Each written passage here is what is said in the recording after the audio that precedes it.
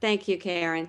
So Police on Guard was formed last December when two active duty officers saw a guy being pulled off of the pond in Calgary for playing hockey outdoors. He was pulled off the pond by police officers and almost got to the point where he was tasered. So two active duty officers saw that, and they were so disturbed by it that they penned a letter on social media expressing their concerns. Other officers reached out to them in support, and from there we were formed, and we have now grown. We encompass active duty and retired police officers, military, corrections, border patrol, and firefighters. Basically anybody that has taken an oath to uphold the Charter rights and freedoms in Canada. So what we have done since our formation is we have filed a police court action in April of this year. We're addressing the unconstitutional measures and are hopeful that our case will be heard early next year. We feel these emergency measures put our active duty officers in the position of violating their oath that they took to uphold our Charter rights and freedoms. So this is massive. This is the first time in Canadian history a group of police officers have taken the Canadian government to court, along with challenging specific police chiefs without the province of Ontario. In August of this year, our federal government announced that all federally regulated employees would be mandated to take the vaccine in order to keep their jobs. So Police on Guard are spearheading a federal lawsuit. This is one of the largest constitutional challenges in the history of Canada. I would like to read to you what our mission statement is. That as active and retired police officers, our mission is to honor our oath to uphold the Constitution of Canada to the best of our abilities, preserve the peace, prevent offenses, and discharge other duties as police officer faithfully, impartially, and according to the law. To continue to serve and protect the public while remaining independent of political influence. To repair and regain public trust, which is being damaged and lost due to the emergency measures. To encourage active duty officers to join our court action requesting clarification on the validity of these emergency measures being passed by our federal, provincial, and municipal governments. We believe that these measures are not only in conflict with our Charter oath, but also place our active duty police officers in an untenable position when directed by politicians, senior management to enforce these emergency measures. That's a very brief outline of what we are, what we're doing. We would like now to play a short video for you. It's our signature video that's available on our website. And I know, Karen, you love this one, and I love it as well. So Wendy is the cog that runs POG, and she's going to play that for us right now.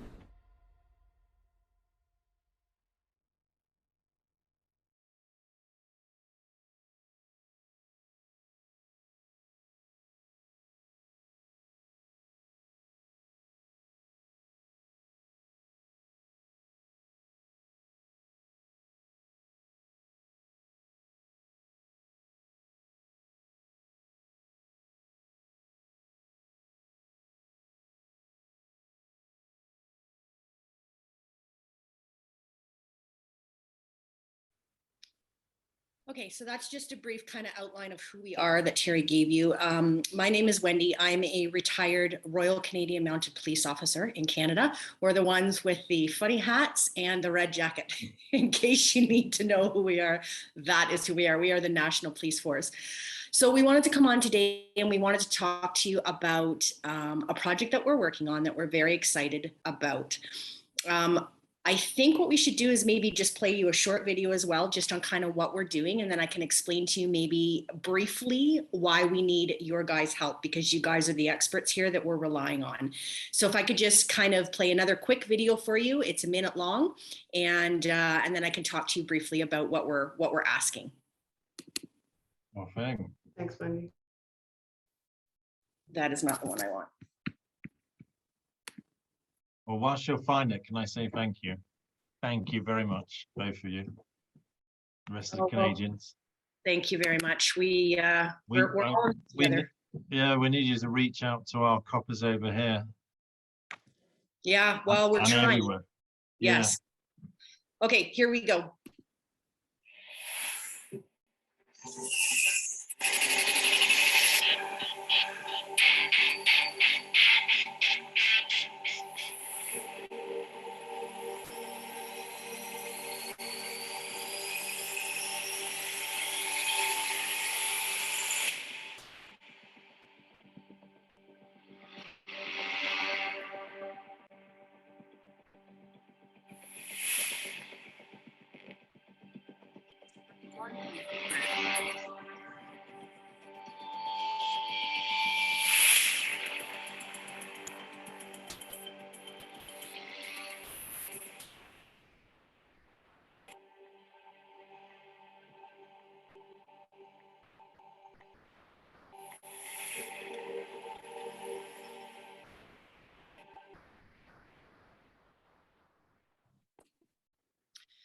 Okay, so you guys are one of the first people to see that video. We haven't released it yet. We are working on whistleblowers.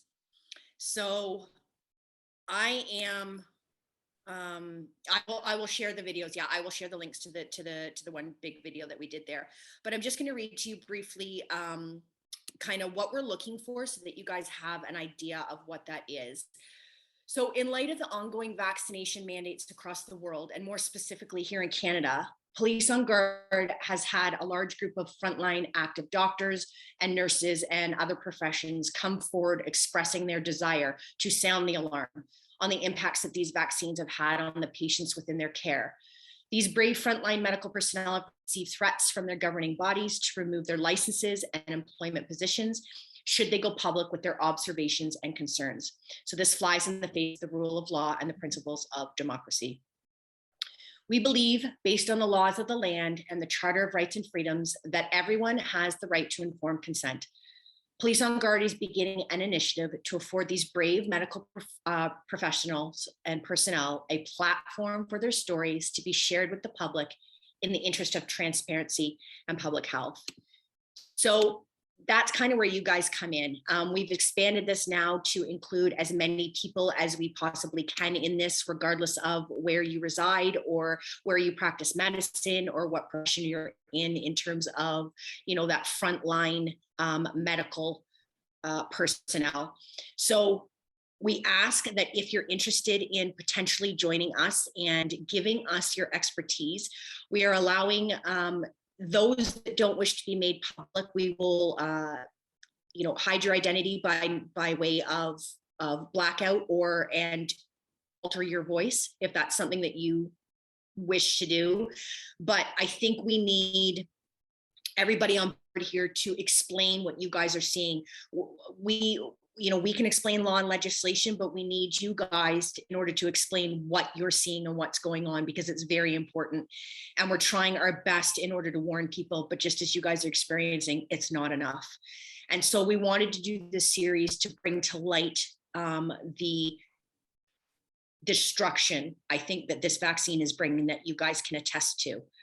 So if anybody's interested, what we're going to do is I'm going to put the contact email in the chat as well, so that you guys can contact us if you're interested in joining us for an interview, and then we can schedule one. If you yourself perhaps doesn't want to join, then perhaps you know somebody in your field that will. And again, we can afford them that protection in anonymity if that's what they choose. So I guess I'll open it up to questions just in case you have any that I can answer here before I go or we go. No, don't go just yet, Wendy. I'm sure we've got loads of questions. I think essentially you've hit the nail on the head in that most of the doctors in the UK certainly don't consider themselves to be expert enough to be an expert witness in court. And in actual fact, they are very much an expert, A, because they've been following this for the last 2 years or 18 months, however long it's been going on for, and B, because they're sort of treating patients and at the coalface, so to speak. So I speak to a lot of doctors. I've asked them for expert witness testimonials and statements, and they all, because they've never been to court, you see, they don't understand what an expert witness is. So I would say that pretty much everyone on this call would be an expert enough to give evidence to a court of law, certainly in the UK. And I mean, people like Thomas Binder, there, who's a very qualified cardiologist. Have I got that right? I can't remember what you are, Thomas. Yeah, he would definitely be an expert. Cardiologist, yes, qualified. I bet you should say. Yeah. So you would definitely be an expert witness. That and we've got to this point now where we need expert witnesses. We need expert witness statements from the doctors to give to lawyers and police officers to support them. Otherwise, they can't win in court. And what we're hoping is, to be honest, that, so we already have these 2 court challenges going forward. We have major experts, heavy hitting experts that we've gotten on these. Dr. Peter McCullough, some of these expert witnesses. There's one in Canada here, Dr. Byron Bridle. I don't know if you've heard of him. He's a vaccinologist, immunologist that is speaking out on what the vaccines are doing. We've got some pretty heavy hitters for our expert witnesses. What we're hoping is maybe eventually down the line that we get a hold of a Crown Counsel that wants to run with the experts that we have with regards to this whistleblowers. Many that have requested anonymity has said to us that if this goes to court and we get it there, they're willing to come forward and testify. So this is just something that eventually we hope that's going to happen, where we can present this to court. We don't know if it's ever going to get there because, again, we're being shut down, and just like most of you in other respective countries, we're being shut down, and the only avenue we have is court. But even then, they're trying to punt us at the very first level. Our police court action, they issued a motion that basically called it frivolous and vexatious, our lawsuit. So, you know, we got past that first one, but we do know that eventually we're probably going to have to take these cases to the Supreme Court of Canada. If we fail, and we're prepared to do that. And you guys already know that you probably already have your own charters or the like in your countries. If we fall on the face of the charter in Supreme Court of Canada, Canada ceases to exist. We don't have a charter, we don't have a constitution, and that basically means the government can dictate whatever they want for whatever reason at any time, and we have to kowtow. So right now we're up against a lot. I would say about 15 to 20% of our workforce has now been let go, or in the process of being let go as we speak, that I'm sure you're probably all aware of. So no, we weren't aware of that. Thank you for sharing that. Is that right? I mean, where are the lawyers then? Where are the lawyers to protect them? There, right now, basically every single union and lawyer is basically stating that the government and the unions have the ability to dictate this medical treatment. And that if you don't get the jab, that our military is going as far as, get a load of this, not only releasing them, but releasing them on a 5F, which is a dishonorable discharge, which means they will no longer be able to work for any federal government in Canada as long as they live, and they're taking their pension as well. I can confirm this. I just came back from New Zealand. I used to work in UK and Bermuda and Sweden, Denmark over the last 20 years. And I just came back from New Zealand, where horrible things are happening.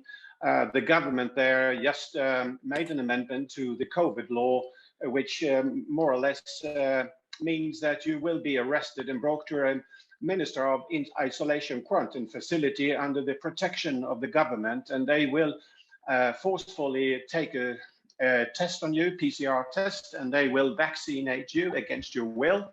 what really made a lot of specialists like myself and other international colleagues to leave, because we were threatened that we were going to be arrested because we were committing a criminal offense if we were found at our jobs no later than the 15th of November this year, because that's the day they implemented the first jab for the staff in New Zealand, including teachers. So horrible things are happening. I just wanted to give you this. So I wholeheartedly support Canada and everyone out there, because what is taking place is historical and is against every charter in any country around this planet. Thank you.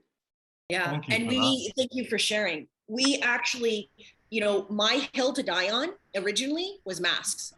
I'm on a lawsuit taking the Canadian government court for masks, social distancing, lockdowns, you know, not even vaccination in the context of employment or vaccine passports. We now have vaccine passports. We cannot exit Canada without a double vaccine, and I cannot enter the States without a double vaccine now.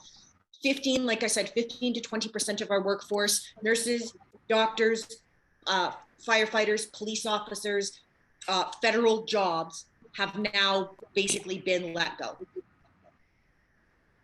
So we are in the fight of our lives, and we need your help. What's the feeling amongst the public in Canada? Is there not a huge outcry amongst the public for all these police officers being let go? None. Nope. Nothing. No, we have at rallies, we have, well, I'll give you, for instance, Toronto, Ontario, which is a very major city in Toronto, or in Canada, had about 3,000 people at the rallies this last weekend for the Worldwide Rally Day. Vancouver had about 2,000. We're getting very pitiful numbers for rallies, and the majority of the cry from the public is, shut up and take your vaccine. We want to get back to normal. You anti-vaxxers are, the right, yeah. and the narrative, right? It's the same thing with people here. And as matters of fact, there are a lot of people that are wishing us, fine, you don't get healthcare, you don't get we had one doctor from, which is ironic, and I'll tell you the ironic story. We had one doctor from New Brunswick who stood in public time and time again and said the following: if I was at your funeral on a non-vaccinated person, I wouldn't cry, and I would almost laugh at you. Guess what happened to him? Yeah, we saw. Third jab, he died. Yeah. So we're up against this narrative that and you guys are experiencing it too, your fellow colleagues, just nobody's stepping up en masse in order to say enough. We know that united non-compliance is the way to go, but we don't have the numbers. And I can also confirm. To add to that, they're rolling out the vaccines now for the 5 to 11-year-olds, and they're actually going to be bringing them into the schools. So Police on Guard is coordinating an effort with other groups in order to, we haven't figured out what we're going to do yet, but to educate the parents. If we stand there in blockade, like that's gone beyond, because everybody is so brainwashed here in Canada. It's bloody scary. You work with the Canadian medical groups, right? Sorry? Do you work with the Canadian medical groups? Yes. Yeah. Yes. Yeah. With Stephen, he's normally on here, and Malthouse. Yeah. Stephen, Dr. Malthouse, Dr. Bridle, Canadian COVID Care Alliance. Those types of groups are groups that we are affiliated with, and we've got a few of those on the whistleblower aspect of things. Sure. And what about Rocco Gelati? Are you working with him? Rocco's our lawyer. Rocco's your lawyer. Yeah. And still getting nowhere, yeah? Well, what happened is he's waiting for, so the way he explained it to us is there's many court cases that have gone before and fallen on the face because they don't have the evidence and they don't have the experts. He's been waiting for a few experts to weigh in on specific areas. Can I stop you there just for 2 ticks? This is the problem, the entire world. The entire world, all the lawyers are saying the exact same thing. We haven't got the expert witnesses. Thomas, have you got the expert witness in Switzerland? Sorry, is he on a call? You're on a call, okay, later. But we need the doctors to step up and say, okay, I'll be an expert witness. Yeah, we do have them now. Can I also comment? Yeah. Can I also comment for Terry and Wendy to confirm that I was threatened in New Zealand by some leading officials that any criticism expressed against the government's narrative would lead to you not being recredentialed and you wouldn't have a license the next year. And that is what we all face, no matter what country we work in. So that's why we need each other. That is the threat they use, and that's why it's so difficult. Yeah, exactly. You're exactly right. The doctors are scared they're going to lose their license, but now they're going to lose their jobs in any case. Pretty much, and that's what our members. No, go ahead. Okay, sorry, I was on the phone. You asked me something. Oh yes, sorry, Thomas. I was just we're saying that the problem that all the legal cases have is we don't have enough expert witnesses. We don't have enough doctors who will stand up in court and say I'm an expert. That's not the problem. The problem is that the courts refuse to do their job. I mean, in Switzerland, at least, this is the problem. We can only explain to the population that this will only stop when everyone is on the streets. It's about civil disobedience. The courts are out of business everywhere, almost everywhere. These court cases, all court cases we did in Switzerland were rejected.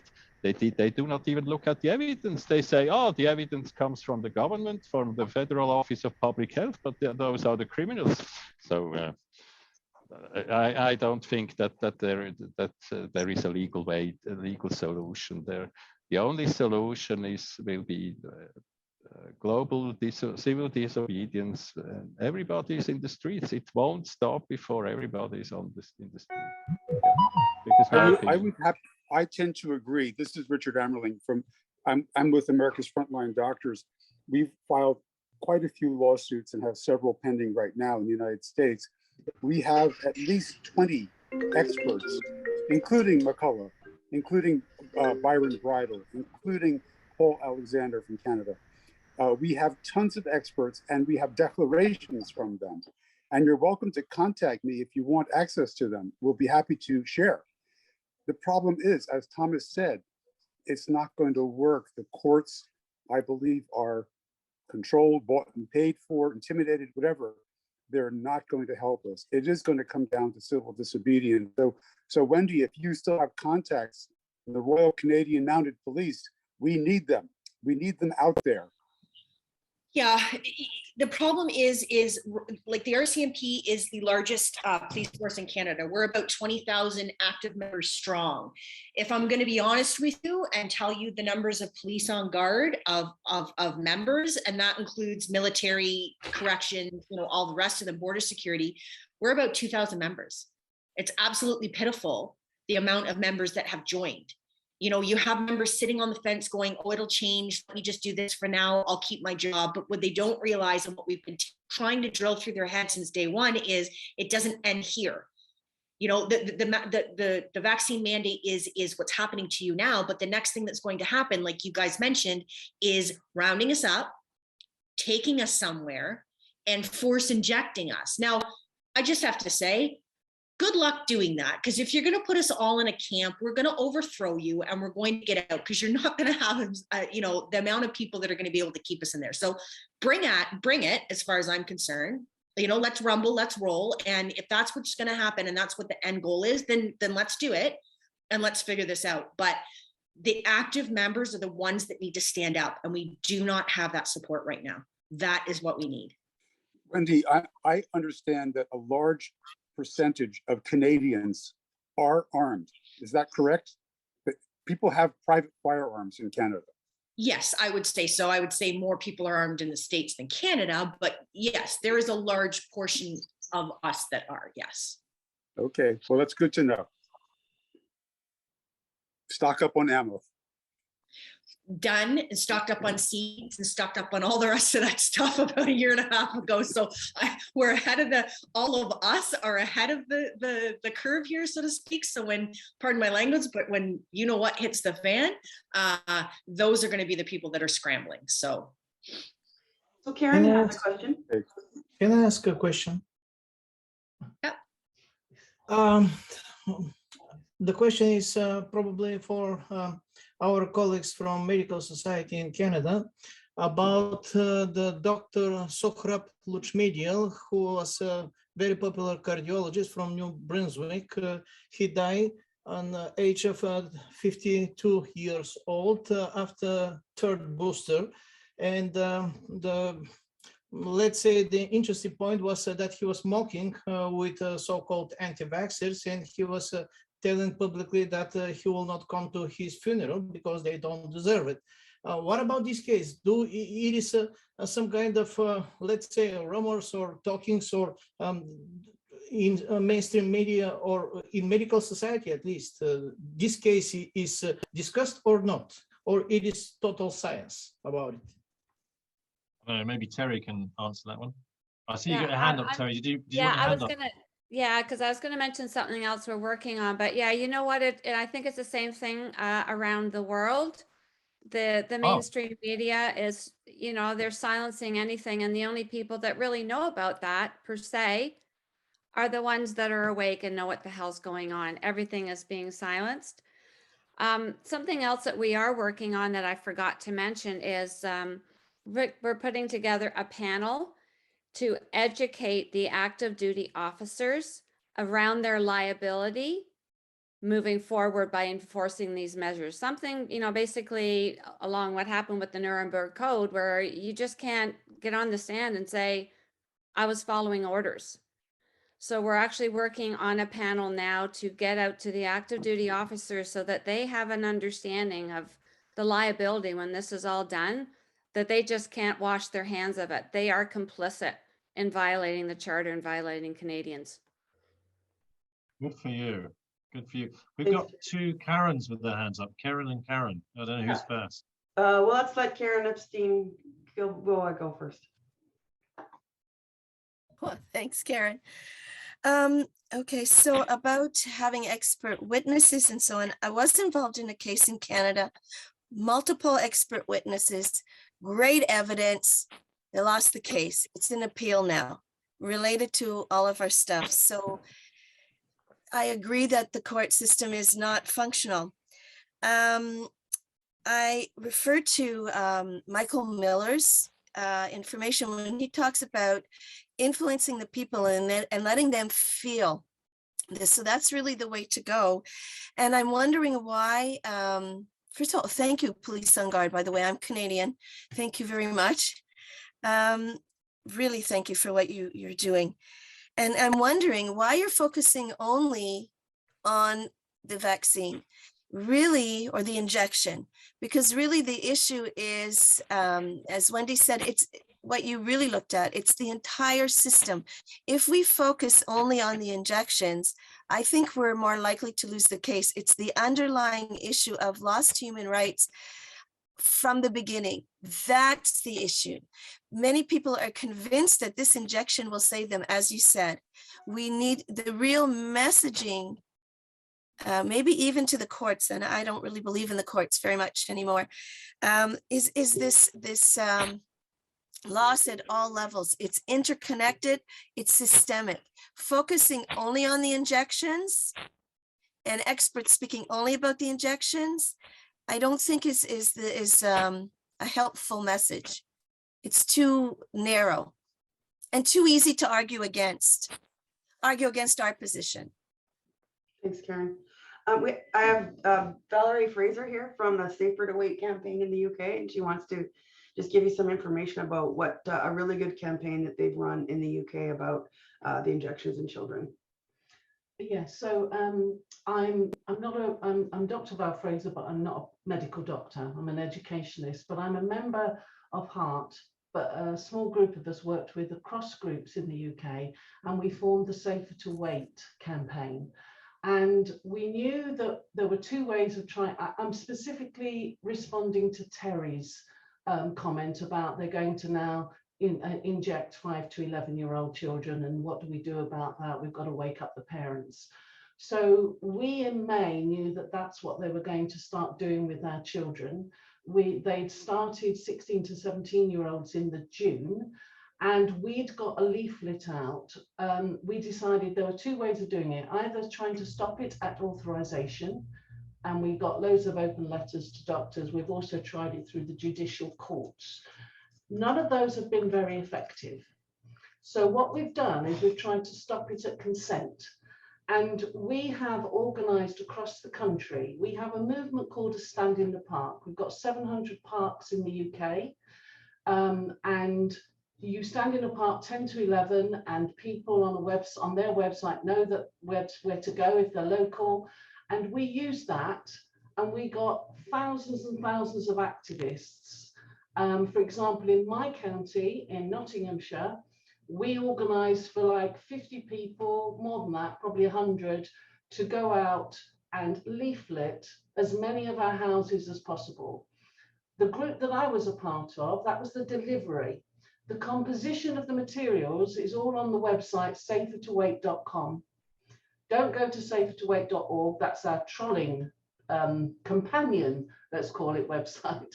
Safertowait.com. We've got leaflets for parents that you can print off.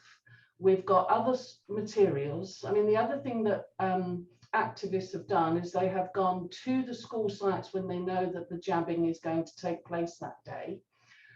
So we have, I mean, we're 5 months into this, and we started in June, and our vaccine take-up of children has been phenomenally successful, 12 to 15. About 3 weeks ago, it was only 11% of all those offered the jab. Now, very malignly, let's say, they have targeted the lower socioeconomic groups first. They did that when they first went to 16 and 17-year-olds. They're picking off First Nations in Australia, but it's only the first that they're targeting. Unfortunately for them, it went horribly wrong, because it's our lower socioeconomic groups that are actually more on board with this than our educated. So I'm not resting on my laurels. We haven't yet authorised 5 to 11, but we're going to get another campaign out with a different message. Now we've got the website, because the original leaflet was very full of all sorts of scientific referenced stuff. And we weren't targeting the children because we didn't think that was ethical. We were targeting the parents. However, our opposition have moved the goalposts, and they're using a lot of fear propaganda and emotional coercion and psychological terror to actually target the children. So we are now getting materials together where our target audience are the teens themselves. I don't think we will be doing that for the primary children, 5 to 11. I think we will be targeting the parents. We've got a new campaign, but it's going to be much more visual as opposed to information based, because we've got a website we can direct them to for that. We want something stark that will hit them between the eyes. Currently, we're thinking about a photograph of a parent, probably a male parent, because we need to get male parents on board. Probably we're going to target the higher socioeconomic status groups, because they're the ones where I think our numbers will go up. They might even go up as much as 30 or 40%. And, you know, we're looking at images at the moment. We've got a few we're looking at. A parent holding the hand of a small child going to school, something like first day at school, here's to many more. I mean, we were going to go harder with something like make sure it's not her last, but we don't think we'll get that through. So something like that, and then we're going to have some facts why it's even more safer to wait, because at the first leaflet we said we didn't have long-term data, but we've got short-term data as well as no long-term data. So we've got even more reasons why it's safer to wait. We couldn't go with don't jab the kids. We knew we had to meet the parents where they already were, which was considering it. So we have gone for a, you know, just wait. Let's just wait. Let's not do this to children. Let's just see how this plays out for a year or two. And we think that has been successful because the short-term data has been there for them to see. So yeah, I just want to kind of inspire you and encourage you and say the parents will listen. You've just got to try and get a message to them. Well, thank you. And if you wouldn't mind, if we could connect later and I could pick your brain and get some expertise. So obviously you're ahead of the game on us, then we are here. So let's not reinvent the wheel. If you've been successful, if you would be kind enough to we can connect afterwards. Certainly. I'm in transit. I'm with Karen just because we connected earlier on in the year, and Costa Rica is one of the few places I can come to. But certainly I'll be back in the UK from the middle of next week. But Karen's got all my contact details, and anyone is entitled, yeah, if we've got stuff to share, it's every child. It's not just the British children I'm trying to save, it's every child. So yeah, you know, just think of us as building an ark, and we're just trying to get as many into the ark as possible. Hey, Zach. Thank you very much. Thanks, Terry. Thanks, Val. Wendy does have her hand up. Costa Rica? I'm in Costa Rica, yes. I'd like to. How is it? Is it good? It's wonderful. You've got to come. Everybody's got to come. Karen's got. Okay, Karen, how big's your house? How big's your house, Karen? We're coming. Okay. We can get 12 of you anyway. So maybe let's. Do we need to move? I know people got their hands up. I think, is it time to move on to? Yeah, I just want to give Wendy a closing word on this one. Absolutely. Can I also say thank you so much. Thank you, Wendy and Terry and the rest of the police officers out there. It's absolutely fabulous what you're doing. Is there any way we can connect to other police forces around the world? Are you already doing that? Thank you for that, first of all, and you're more than welcome. And you know, we took an oath. A lot of us took an oath, and that oath doesn't go away upon retirement either. You know, we're standing up for everybody. There is a group called Police for Freedom who have a lot of chapters throughout the world, and they're just having representatives. What they do is have representatives within the countries in order to just coordinate different things. So we are involved with them as well with regards to that. But we kind of focus obviously on our Canadian issues. In closing, I just wanted to say we aren't just concentrating just on the vaccine itself. We're concentrating on all aspects of the pandemic and the illegalities, unconstitutional measures that have come forth. And we're dealing with those all in our court cases. We are dealing with those all in the whistleblowers as well. So it's not just, you know, evidence against the vaccine, it's evidence against, we have politicians as well that are going to blow the lid off some of the things that have happened within our caucus and stuff like that. So we have a lot of other professionals, paramedics, and see what they're seeing that with reactions. So we're trying to cover the gamut. So we're not, just to clarify, we're not just asking just for the vaccine adverse reactions. We're asking for any medical professionals that have the expertise on any of the things that you're seeing with regards to anything with the pandemic. So. Thanks. Fantastic. Thank you. Yes, thank you for having us and allowing us to speak. We can remove ourselves now because you guys have a lot to talk about, but our video I posted up there, the contact info for us, you can contact us there. And somebody did message, I just want to let you know that somebody did put your email in there, and we'll reach out to you with regards to potentially arranging an interview. Yeah, brilliant. Okay. Fantastic. Thank you so much. Everyone. Okay, take care.